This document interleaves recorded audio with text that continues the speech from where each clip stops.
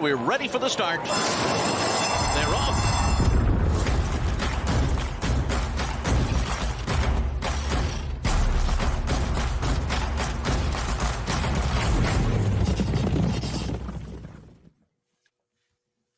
Welcome in, everybody. It's the Post Breeders' Cup edition of the First Bet, Express Bet, First Call podcast. Jeff Siegel, Jeremy Plonk to take you through 8 stakes each weekend. Jeff, last week we had 14 just in the Breeders' Cup to mess around with. This week we get a little more creative, but a very busy Saturday. A lot of stakes on Sunday as well, but we're going to focus on 8 of them on Saturday. Last week was easy because we knew those horses, Yeah. These, for me anyway, out here on the West Coast, I got to do some digging. It's not just, I know that horse, you'll win. It's, no, I better look him up. And that means not only looking at the races and the charts and things like that, but the video is very important. And there's going to be a couple of races anyway here that the video really makes the selection. And I know that when I was really into the wagering, getting the gambling part, I would not make a serious wager without actually watching the horse on video, one way or the other, good, bad, or ugly. And it does help separate the contenders to watch them. So we'll point a couple of races out that I think, at least in my case, helped me make a selection. You had a couple nice scores in the first Breeders' Cup wager guide, so tip the cap there. I got the Friday one home with the try, but no luck on Saturday. I tried to beat Goodnight Olive, and she bid me farewell. Well, she's a tough one to beat, I can tell you that. I mean, more so now after the race than before, though, Jeremy. I when I first started writing that race up, I was talking about how contentious it was because you could make a case for a lot of the horses, and then I just kind of said, wait a minute now, it's contentious maybe, but there's one horse I know is going to fire, and she won it. But all in all, I thought it was a very good gambling. Not so much. I mean, the sporting aspect of it was terrific as well. The storylines all held up, so that was great. But the Euros, they're not going away, I'm afraid. I think, you're going to have to start with them on Breeders' Cup Day, especially when they run at Keeneland, where it's just an easy ship from where they're coming just to fly in.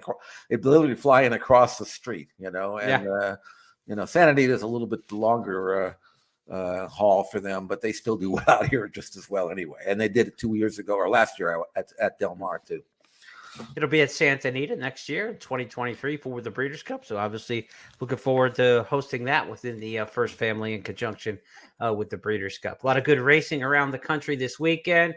Maryland Jockey Club's got their Harvest Festival on Saturday with 3 stakes races there. So some good racing, staying on the the main track, a little bit on the turf. We got a little bit going at the MJC still to go this year. And, we're going to get into the winter season through Laurel all the way through the spring. And things will pick up there, with the stakes schedule come like about February. But we still have the end of the year stakes races here at Laurel Park, and they're going to be good ones. Some good racing at Woodbine as well this weekend, Jeff, with multiple graded stakes north of the border. Let's take a look at the schedule of the 8 races that we will preview on this week's podcast. The Maple Leaf and the Best Arabian, both from Woodbine, graded stakes there, as we mentioned. Maryland Jockey Club at Laurel's got the Smart Halo, the James F. Lewis, and the 38 Go-Go. A couple of those for the 2-year-olds. 38 Go-Go we'll tell you about as the first bet race of the week, an express bet race of the week, where you can find that analysis. At Churchill Downs, it's the Claiming Crown. So we go from the Blue Bloods to the Blue Collar. Breeders' Cup last week to the Claiming Crown for essentially starter allowance horses around the country in various divisions. They'll converge on Churchill Downs with a series of stakes races, cross-section of runners there. We'll look at the Jewel and the Emerald, 2 races late on the card. At Golden Gate Fields, they've got 2-year-old spotlighted in the Golden Nugget Stakes. And at Del Mar, it's the Catherine Crosby. You got the Bing in the summer. His wife, Catherine, has her stakes race coming up on Saturday. We'll talk about that one in a little bit here as we go along for the next 30 minutes or so here on the First Call podcast. Want to remind you that Racing on Monday at Laurel Park is new to the schedule. So an extended racing week, if you will, going through Monday at the MJC. And when you play those Monday races at Laurel, you get a $5,000 pick 4 hit and split when you play with Express Bet and First Bet. So good reason to extend your weekend. But if you're going to get to Monday and you're going to be firing, you're going to need to cash some tickets over the weekend. So Jeff, opening day at Del Mar is on Friday. Remington's got some stakes on Friday as well. But let's get to Saturday handicapping. And first up, we go to Woodbine for the Maple Leaf Stakes. This is a grade 3 mile and a quarter on the Tapeta here in the Maple Leaf. It's really, I guess, when you get any mile and a quarter race, it becomes some question about the distance, right? Yeah, that's part of it. And in the case of Woodbine, also it helps to know that your selection is able to handle the all-weather, all the synthetic track at Woodbine. And you know who I think will do both, and there's a big price at 12-1 in the morning line. That's number 7, Angelou. She is a lightly raced 4-year-old daughter of Curlin. She is clearly capable of handling a mile and a quarter because she ran a very good third, beaten just a length in a race at Saratoga last year as a 3-year-old going a mile and 3/8. But what tips me off to her, a couple of positive factors, well, several actually. A, because she's a Curlin and she's only had 7 starts, I think she's got room for improvement. 2, I know she can handle the distance. 3, she's a perfect 2 for 2 at Woodbine on the all-weather.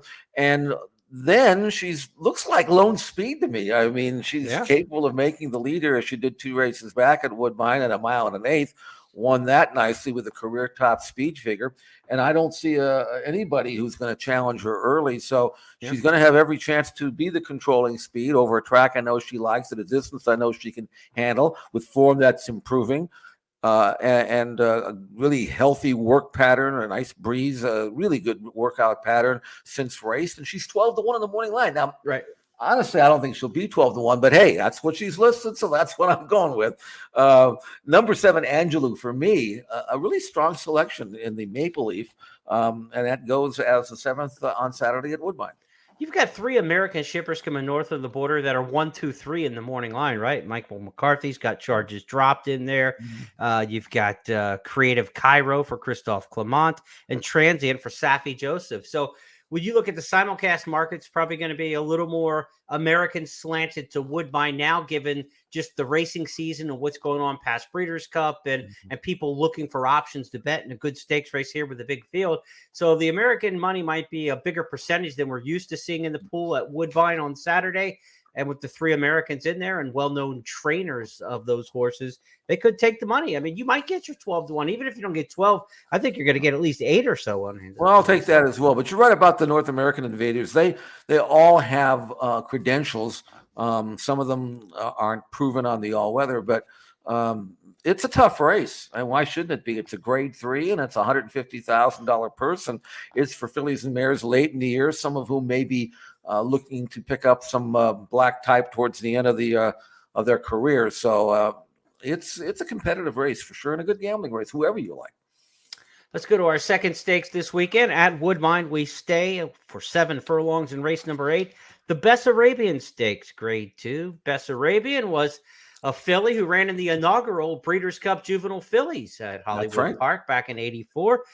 Canadian, went on to win $1 million. She ran second in the '85 Coaching Club Oaks, the Mom's Command. So she had a couple dips into the American big-time scene and was obviously a great filly in the 80s running up in Canada. So the Bessarabian Stakes in her honor, grade 2 company here. And this race is obviously for the fillies and mares 3 and up. And we've got the return of a past winner of this race. It's not the defending champ, but 2 years ago, Artie's Princess punched her ticket here. Artie's Princess has had a great trip. Jakarta, joined by Artie's Princess. Right behind them, Super Escape, Our Secret Agent, Painting, and down the outside, Boardroom. Last Amalfi Coast, Boardroom is launching from the back. It's Artie's Princess 2 in front. Boardroom whittling down the margin now. Artie's Princess a length and a half to Boardroom, the only danger. Boardroom is flying. Boardroom trying to get up in time. Artie's Princess on the inside.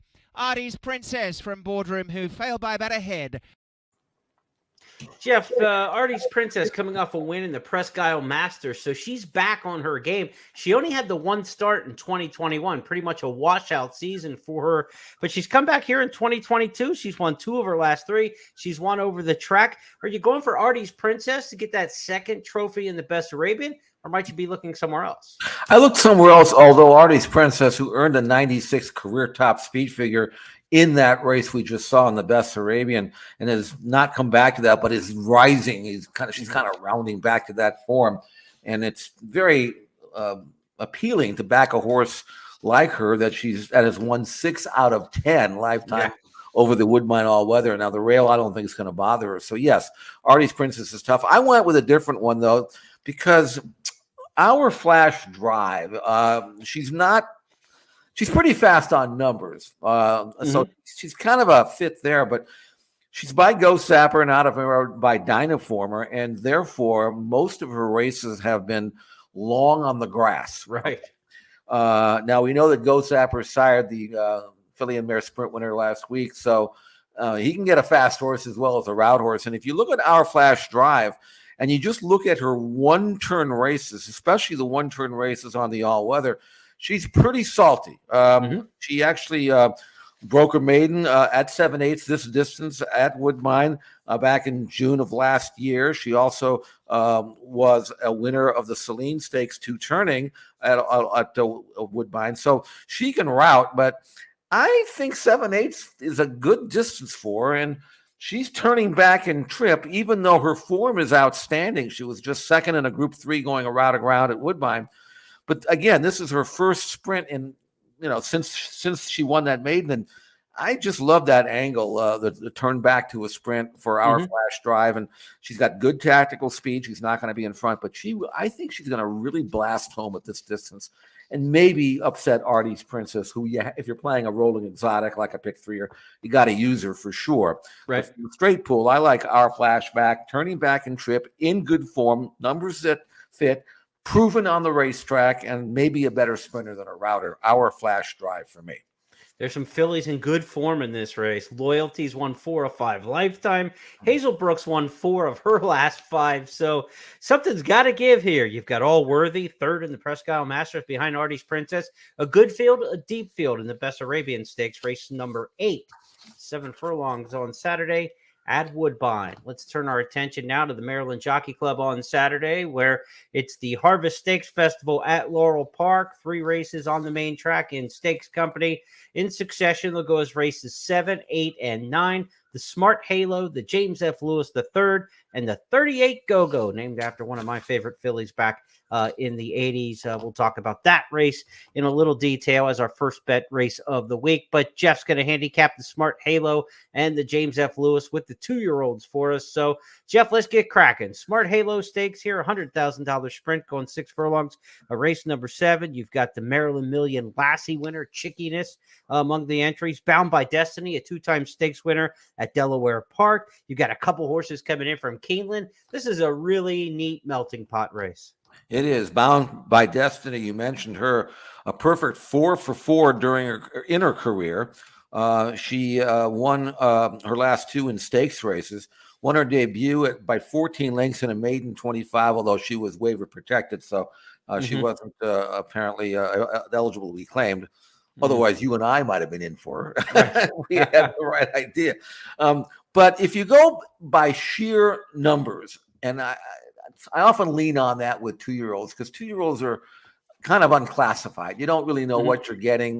They might be coming from different parts, different classes, but if they're fast, they're usually fast. And if you're looking for a filly who is definitely fast and the fastest on figs, you got to look at number 8, Dissolute, who only had the 1 start. She won at Delaware on a track that was called Good.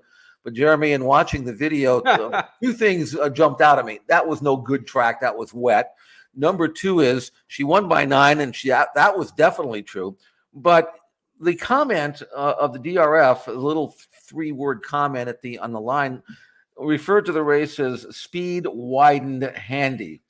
And handy doesn't really tell the story, I don't think. I would like for the people to look at the video and tell me if this is, if this is handy, if this is easy, if this is pulled up to a walk, because it sure looked like a lot easier than just quote unquote handy to me. I will give you the warning. Pop the umbrella and get the galoshes on. We're going to the video here. But look at this performance. Dissolute. She's in hand and looking like she's going to beat the other boys today. And she looks around and there's no competition whatsoever. Tall Order moves into second. Reeled In tries to complete the trifecta. And nothing left from Biggs Cabana Boy. But Dissolute might be wet to the bone, but she loved the muck and the goo today. Dissolute with a scintillating score. Reeled In was second, Tall Order was third, and Jackson Road was fourth. Raindrops keep falling on her head, but she had no trouble in that one. We'll see a little bit better weather on Saturday at Laurel. Certainly wouldn't hurt, but if it comes up wet, you got to like what you saw there. Yeah, and she's come back and had 2 bullet breezes at Fairhill since that race. So that tells me she's coming out of the race well. She was bet down to the favorites role and ran to it. She probably could have won by 15 or more if they wanted her to. And she ran fast. I mean, I don't think it was the off track that moved her up. She's by Union Rags. They give 134 in the 2-year-old in training sale. So this is a filly that, was supposed to be fast, and maybe the off track moved her up, or maybe that, even if it did, the fact is she never got out of a walk. I've had fillies of mine breeze 3/8 and 39 that had to work harder than that. I mean, that's just very impressive. So we'll see how she performs. Obviously, this is a tougher spot. But she does look like she's very quick. What the video didn't show was how quick she was from 0 to 60 from the gate. I mean, she opened up at will and looks like a very, very quick filly who will be in front in this race. And if not, well, she's outside, so she can kind of move when she wants to move. And she's listed at 7-2 in the morning line. And again, there are others in the race that have credentials as well, but I'll take 7-2 right now on that filly. Yeah, and a couple from Keeneland, just to give you a little insight on those, because I followed the meet so close. Twice as Sweet for Godolphin, a Candy Ride filly for Brendan Walsh. Comes off the second place finish in a Keeneland allowance, won by Key of Life. She's a filly for Brad Cox, who has just Kentucky Oaks stamped all over. She really looks like a major player. She looks talented. So this was a distant second to her, but that was a real quality race that Twice as Sweet comes out. Diamonds If You Do, I thought her debut was okay. I didn't think it was fabulous, but they did put a big gap back to the third place finisher. Beautifulness looks okay, the winner of that race. So I think that Twice as Sweet's coming out of the stronger of the 2 races at Keeneland, and the fact that they're cutting back to 6 furlongs makes it a little tougher, I think, for Diamonds If You Do, but I don't think it's just blatantly fast, but I think she'll be a little bit better the longer they go. But if you had to tell me which of the 2 horses from Keeneland that I won in this race, it would be Twice as Sweet at 6 furlongs. So little insight to that one. But this is an interesting edition of the Smart Halo Stakes, and the road to the Black-Eyed Susan Stakes begins in Maryland with these late season 2-year-old races. This is one of the better Laurel Stakes for 2-year-olds I've seen in a long time. I mean, there's some nice prospects in this race. We've got another one coming right up in race number 8. It's the James F. Lewis III Stakes. This is a 6 furlong sprint. Going to move into that Laurel winter program where we're going to see races like the Private Terms and the Federico Tessio by the time we get to the end of the spring towards the Preakness. But this is the starting off point. We've seen some good horses come through these races over the years, and we've got some shippers to consider in this race as well. Riccio comes in off a third place finish in the Rocky Run over at Delaware Park. Recruiter comes off a really nice race that we're going to take a look at in just a moment. The Maryland Million Nursery runner-up Heldish is in here. So a decent field, but we don't seem to have that New York influence in this race that we tend to have a lot of years. So we'll see if one of the Marylanders can hold down the fort. And Recruiter could just be that one, Jeff, coming off a nice win at Laurel Park. Let's go back and take a look at that. Into the turn, and it's Recruiter from Johnny Z from Albany. Recruiter the 2-pad. Johnny Z from Albany keeps on trying down to the rail. A kick clear by 3 from the Calora Kid. Toroni back 4th, and Roll Again Dancer and My Mamba. Top of the stretch where it's Recruiter. Johnny Z from Albany still down to the inside. Recruiter has the lead as they turn in. The lead about a length. For a long and a half left to go. Johnny Z from Albany on the inside, still very willing. Recruiter's got the upper hand with a furlong left to go. Recruiter Johnny Z from Albany. He's been these 2 throughout. It's Recruiter kicking free from Johnny Z from Albany. Recruiter Johnny Z from Albany gave Alba's second best to Recruiter, who does it again. Recruiter Johnny Z from Albany. 3rd Toroni. Roll Again Dancer. Well, a couple takeaways from this. Another race in the slop, but we had already seen a win on a fast track from Recruiters, so not slop aided. In fact, the horse ran a really good one at Monmouth in the debut over a fast track. The other thing in there is they put a lot of gap between the top two and the third place finisher, so the runner-up probably ran well in there. He ran well enough to win next time out, Johnny Z from Albany. So looks like Recruiters coming out of a good race for Cal Lynch, training well since that race. And you had mentioned this with the last race when we talked about in the Smart Halo Stakes. This is a good handicapping angle for these 2-year-olds. After they've run and maybe even after they've won, how do they work coming out of that race? I'd like to see a good workout from a young horse. They run the debut, and then all of a sudden the workout improves. They got something out of the debut. The light bulb came on, and now they really make that move forward. I like to see when young horses have good workouts since their last race. And not only did your pick in the Smart Halo have that, but Recruiters firing bullets over at the Fairhill Training Center as well. Very positive handicapping factor, especially with 2-year-olds. You like to see them, especially if they run hard, which obviously Recruiter did in his last start, to come back and work well. And for them being the trainer here, to come back and breeze him 3 times since that race, and all were good works. In his debut, Recruiter was bet down to even money, which tells me that they've always liked this colt. And he did win the race. The runner-up was 15 clear of the third horse. Came back and verified that at 3-5, beating a next out winner. And again, the Byron number was just about the same as it was, a good, strong Byron number, tops in the field, either one of his first 2 races. All that tells me is that he is 6-5 in the morning line, and he probably deserves to be. Now, I'm not saying there's a value there, but you're probably not going to get much value on a horse like Recruiter after he was even money in his debut and 3-5 in the second start. And now he comes back and with better numbers than anything in the race. So it would not be surprising to me at all to see him continue his winning ways. He is a Florida bred, so maybe he'll show up down at Gulfstream Park for the winter meeting. And he is from the first crop of Army Mule, who was an incredibly fast racehorse, but a horse that didn't have a whole lot of pedigree. So he really didn't get a great, amount of following at stud, but he's had some foals that have sold pretty well in the 2-year-old sale. And this one brought 125. So he's one of the better ones. So I think Recruiter wins again. Johnny Z from Albany coming out of that race won the Maryland Million Nursery. He wasn't just the next out winner. He was exactly stakes winner in that and winning that by 5. Riccio, a horse in here that we've mentioned. Look, you follow Maryland racing over the years. Jerry Robbs had great 2-year-olds for 40 years there. He gets them ready to go. Riccio's already run 6 times. This will be the 7th start. That's not out of the norm for Robb, and he's got a good one here. The 3rd in the Rocky Run's not bad, Jeff, because you and I featured the winner of that race, Tuskegee Airman, a couple times in our Stars of Tomorrow segments in our podcast. Tuskegee Airman's a nice one from Parks for John Service and the Fleet Alex crew. So that was a good horse who won the Rocky Run Stakes. 3rd beaten 6th with the middle move, right? This horse closed from 7 to a length and then got pulled away from again by Tuskegee Airman, who was a solid favorite in that race. That was a mile. Back to sprint. Riccio, if Recruiter isn't into this race, if he doesn't move forward, something happens, he just doesn't run his race, or, heaven forbid he has to scratch.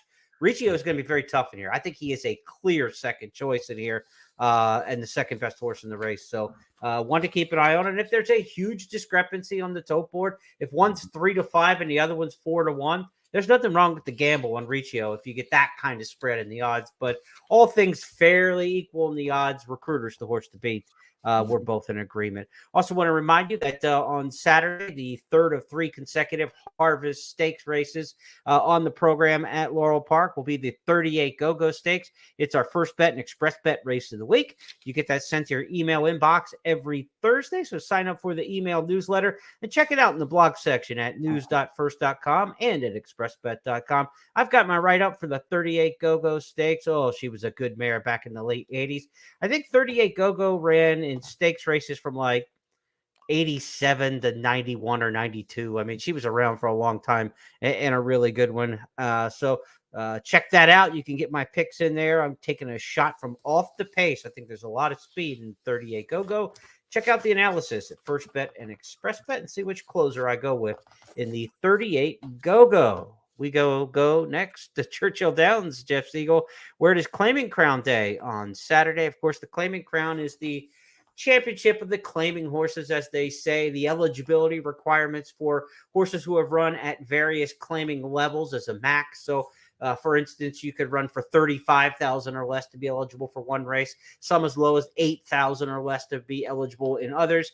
Various distances, surfaces. Knock on wood, they claim they're going to run some on the turf Saturday at Churchill Downs. We'll hope to get those grass races in there, where we haven't had a lot of grass racing or any to this point, I don't think, since going back to June.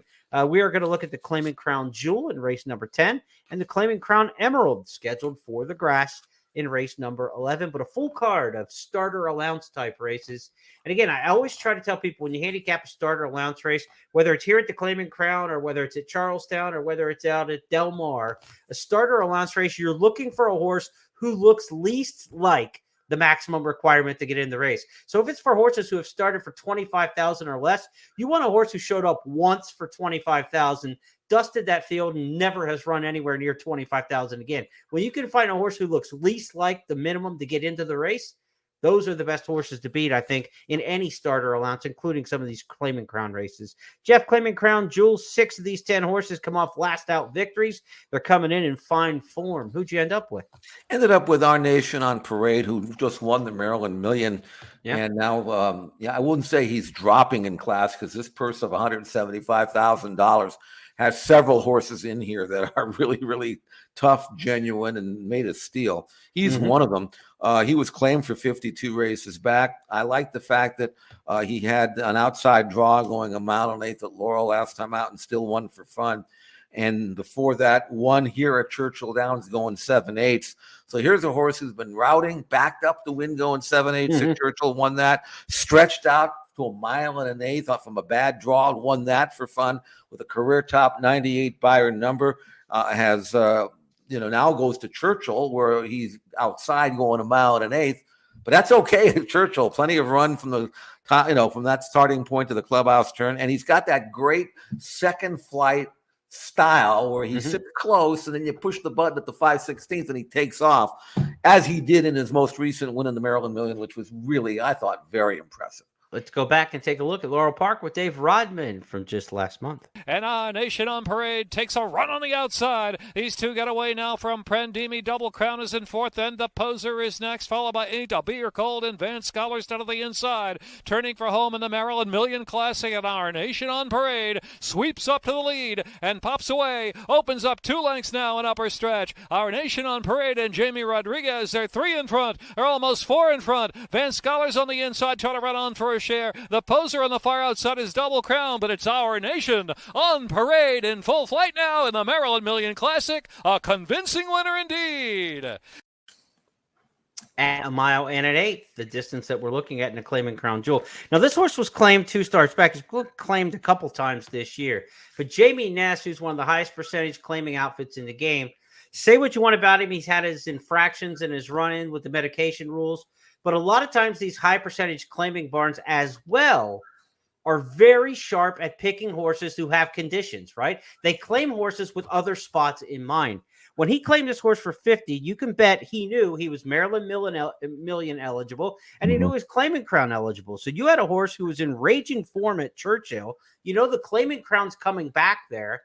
And in between, you can get a prep in $150,000 Maryland Million Classic where you're going to go off the favorite in there, showing up against State Bred. So this was a very smart and very condition book strategic claim.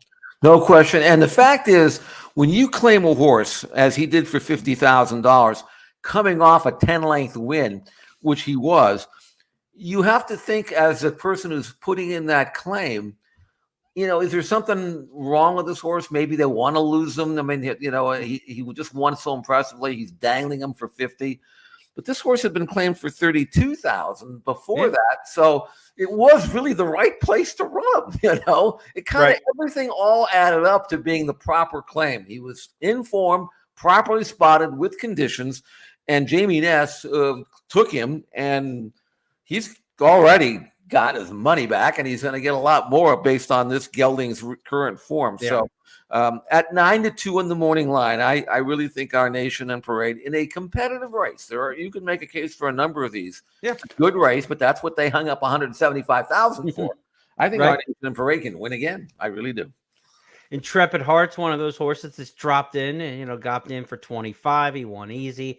He fits here over the track at Churchill where he's been successful. And then you have 12-Volt Man for Saffie Joseph, defending champion, the claimant Crown Jewel.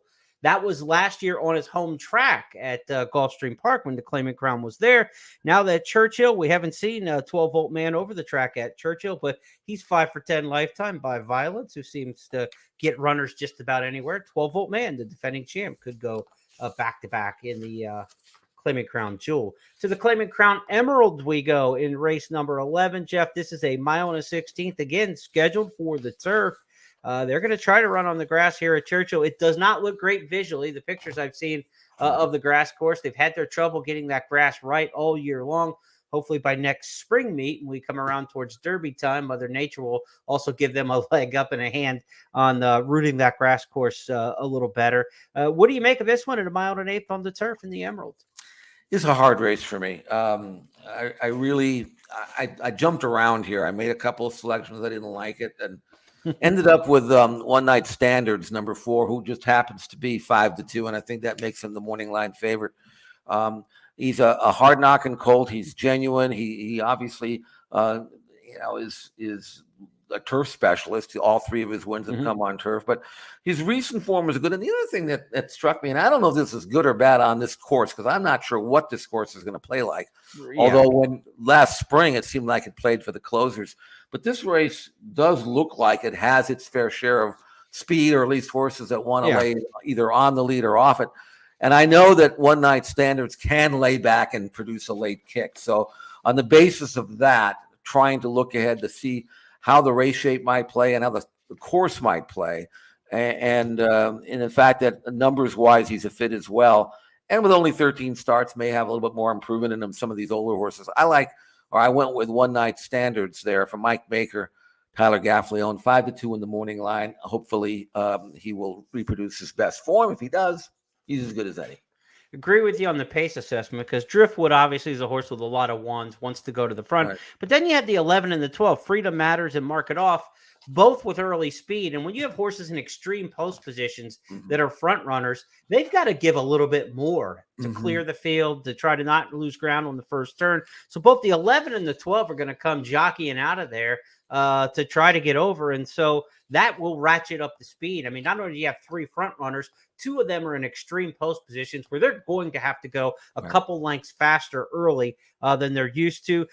Max KO is another one in the 14 hole. If we get all of these in, it's an also eligible. But if the 13 or 14 draw in, they're more speed from the outside. And you might have 3 from the outside making that kind of left-hand turn across the field. So the pace should be hot in the Claiming Crown Emerald.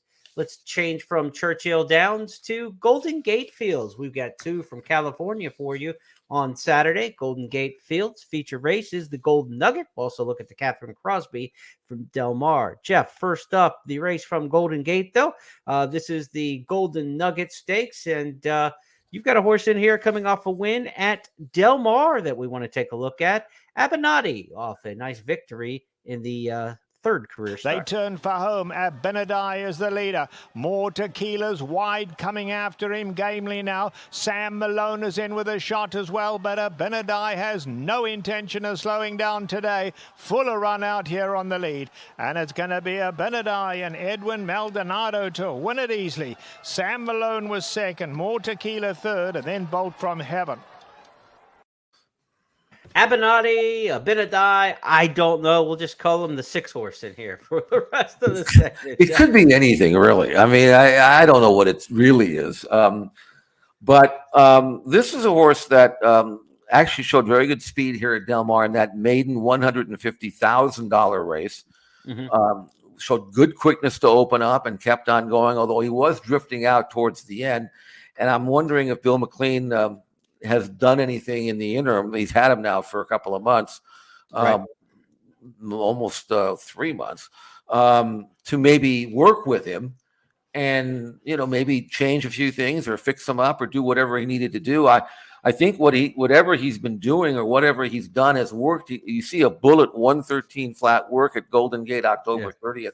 That is moving at Golden Gate. Yeah. You rarely see a horse work that fast, and I don't know how he did it, but it's still a fast work. Right. And he does look like, based on his last race, that he is probably the controlling speed in the sprint. There isn't that much speed among the others, and the fact that Abinati, or whatever his name is, was able to open up 2 like in an instant, tells me he's probably going to be on the lead here. And if he shows improvement at all, there's no reason at 10-1 on the morning line why he can't open up and maybe keep on going, or maybe not. I don't know, but it's at 10-1, I'll gamble. Passerando, who won the Golden State Juvenile at Santa Anita, he ran well. He beat a heavy favorite that day. It was kind of a meltdown towards the end, and now he's backing up from 7/8 to 3/4. But he did win a 5.5 furlong race at Golden Gate, so that's a positive. Numbers wise, he's good, not great, but he's 8-5 on the morning line, and the other horse is 10. I don't think the discrepancy is that big, especially when you're talking about a 2-year-old who's only run 3 times. Who knows what they can do? So I'm going to gamble with number 6. Abinati or whatever, and hopefully he can break quickly, open up, and maybe run back to that 113 work, which is based on final time anyway, a splendid work for a 2-year-old on that track. Do you remember Ala Abdelnabi? Maybe that's he played for, don't tell me, Duke, right? That's correct, and now he's the color commentary for the Sixers games on. We played him. We played his team. Could be any of those. Yeah, Duke, 1990. We played him in the Nassau. What was that arena they had next to Meadowlands? Anyway, it was a Sweet 16 game, and we had them beaten. He was a key component of that team to come back and beat us in the last 3 or 4 minutes to knock us out, but. That's what I remember about him. I'll never forget him, dunking over Tracy Murray and Don McLean, and that it was a tie game with like 2 minutes to go, and we lost. So, Abinati wins this race, you'll make up for it. Right. I mean, I remember basketball games that were 32 years ago. Races I can remember yesterday, maybe, but not basketball. I remember those. Let's finish with a memorable pick for the fans here in Del Mar's 7th race on Saturday. It's the Catherine Crosby Stakes. You got the Bing Crosby for the male sprinters. The Catherine Crosby is for the fillies and mares on the turf. A restricted stakes here for horses who haven't won a stakes at a certain level since April of this year. So some crafty conditions where some horses off layoffs might actually have a little bit of a tactical advantage in a race like this as far as fitting the conditions, because the restriction goes back to April of this year. So if you've got a lot of great form, but you've been off for a long time, you're going up against some horses who haven't won in a long time in one of these stakes races. So a couple different interesting ways to look at this race and approach the field of 8. Who'd you end up with here in the Catherine Crosby? Well, I ended up with Burgoo Alley at 9-5 in the morning line, but I honestly don't think she's going to be that short. I think she'll drift. But maybe not, because the combo of Phil D'Amato and Flavian Pratt's going to take money. I don't care what the horse you're talking about. But the reason why I like Burgoo Alley is I looked at her form, and again, this is a race that is restricted, as you mentioned. I see going global, and going global in her last 3 starts, and then canoodling and those kind of. I mean, she's faced a much tougher group, but the more I think she's better, and I think Pratt will ride her this way. She won a race called the Autumn Miss at Santa Anita last year when he kind of grabbed her. I was Rispoli who rode her that day, grabbed her and let her produce the last run. She's the kind of filly where if you don't get her leaving the gate, she's going to try to run off on you. And that's what happened last time. But you got to get her right from the bell and get her cover and take her back. And I think Pratt will ride her. And I think she's going to run back to her best because of that. But 9-5 is not terribly attractive to me. I would want at 5-2. Maybe I'm not realistic there, especially. But on the other hand, Warren's Candy Girl, who is a course specialist, is very good on this course for Craig Lewis. She might be lower than 4-1, so maybe that's the trade-off. But you can make a case for a few of these. I just know that Burgoo Alley, winning jockey trainer combo, and coming out of a series of grade 2 type races that you could make a case might even be grade 1s against this group. She really should regain her form. So I'll go with Burgoo Alley to win the Catherine Crosby. And of course, all the sentiment in this race has to be on Gold for Kitten because Costa Ronas, West Point Thoroughbreds, John Sadler, they really need a win, Jeff. Yeah, I mean, it's been a long time since they've won a big race, and the drought, the 7-day drought, that can get anybody, depressed. Fire up Larry Comas. The 7-day drought is over, right? Right. Larry's actually calling the races at Del Mar, right? Well, I'll tell him. I'll call him up and tell him. If she wins, say that and see if anybody catches the the sarcasm. So. But again, congrats to Flightline and the connections of Flightline is who we're joking about here with the Catherine Crosby Stakes. But Jeff, final thought here as we sign off on this podcast. Give me your impressions. Flightline has been retired now. We know that the morning after the Breeders' Cup, his place and your memories of what Flightline's going to mean to what you saw. As I say, I saw my first horse race in the late 50s. So I have a little bit longer, time frame here to work with. But racing's different now than it was when Kelso and Forgo and those kind of horses were carrying 138 pounds and running 50, 60 times a year, a career. Right. So I don't think it's fair. I think that, I can go back to the 60s, maybe the 70s with Secretariat. Certainly 1980 is a good, when Spectacular Bid came around for me, that's 42 years. Mm-hmm. So I'm not going to tell you that he's the greatest horse of all time. I don't know how he would match up with Man of War or anything like that. Right. But I can tell you he is the best horse I've seen since Spectacular Bid. Mm-hmm. And the thing about Spectacular Bid is that he did run as a 2-year-old, which Flightline didn't do. Mm-hmm. He did run through the Triple Crown, which Flightline didn't do.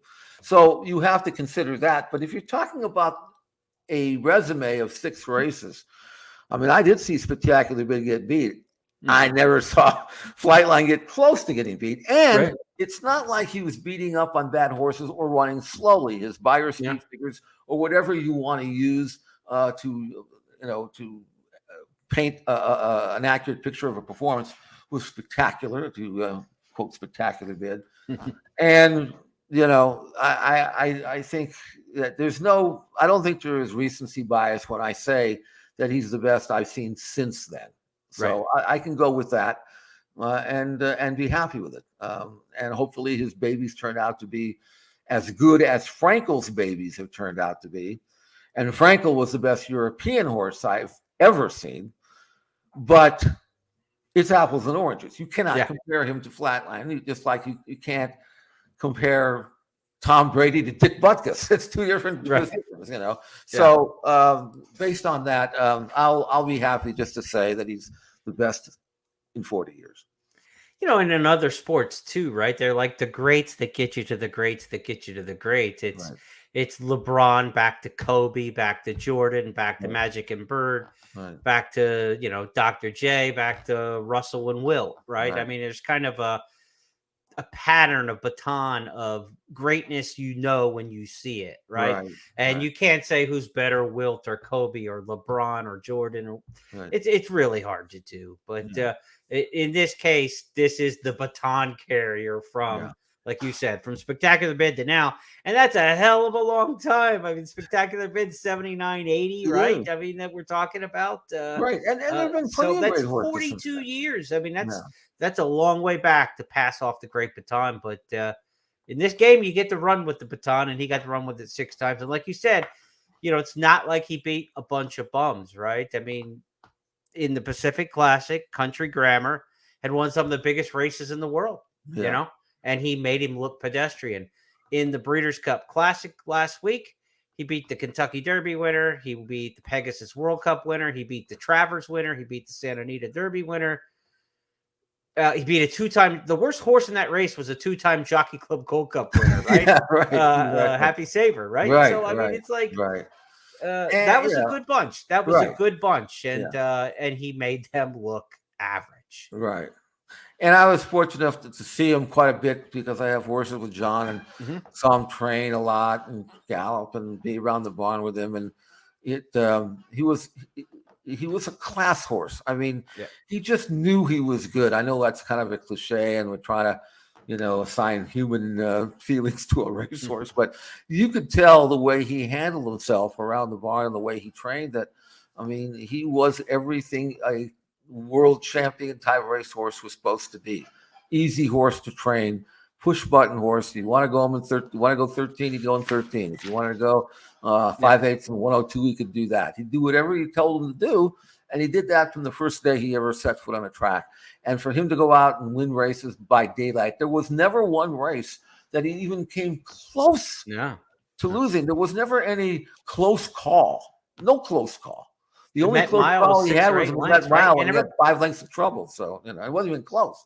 Yeah, and there was a time at the Met Mile where it's like, okay, is it east or is it west, right? And then it was emphatic by the time he got to the wire that, okay, he's far better. Speaker's Corner, I think, was the horse at the time coming up in Florida, where people said this is going to be a great showdown between Speaker's Corner and Flightline. And again, so he wasn't dusting, scrubs at that point either. I mean, he took on the best of the best, and nobody could warm him up among this current generation of racehorses. So that's going to wrap up the First Call podcast for the week. Want to remind you, among the 8 stakes races that we previewed on Saturday, there's also stakes racing on Sunday. Aqueduct's got the Winter Memories and the Artie Schiller Stakes, both those on grass scheduled. Del Mar's got the Betty Gable at 7 furlongs. And Churchill's got 3 stakes races on Sunday to keep an eye on. The Dream Supreme, the Bet on Sunshine for the sprinters, and the Grade 3 River Cities on the turf. Good group in that one.